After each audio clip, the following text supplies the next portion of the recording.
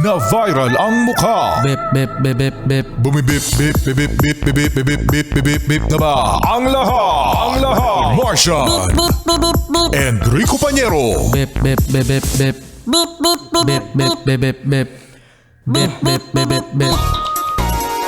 Tiktilaok, my yes friend, mga bata. Solid cute morning. Solid good morning mga yes friend, kamusta ang inyong lugar? Kayo ba ay nag-aantabay pa rin na walang pasok? Maraming mga lugar ngayon ang walang pasok. Sino-sino, Martian, ang mga walang pasok? Ang mga tambay. Mga tambay. Ang mga tambay, walang pasok. Oo, yan. Oh.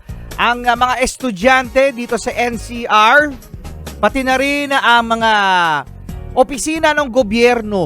Ayan. Alam nyo, nakakatuwa no mga yes friend, ano? Kasi kapag nag-announce ang government na walang pasok sa mga ahensya ng gobyerno, aba, syempre no, ang mga pribadong mga kumpanya, May pasok.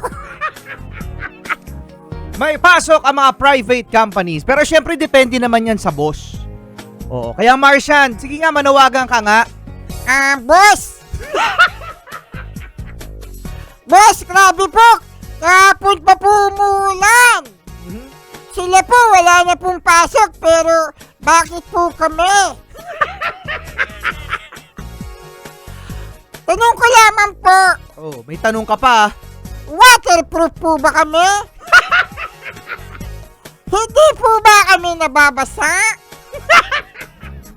Wala po ba kaming karapatan na mag-stay na lang sa bahay kapag umuulan po? Bait ah.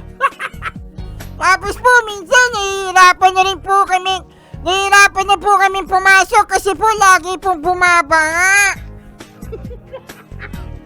Wala po ba kayong awa? Grabe naman yung walang awa. Boss!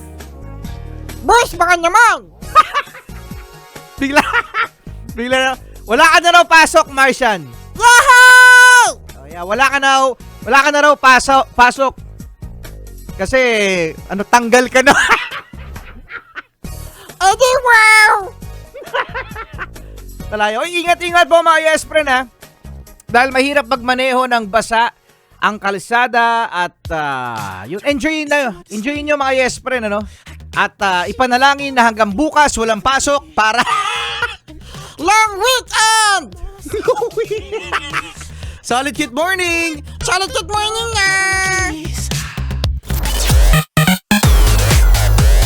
Yes FM! Solid!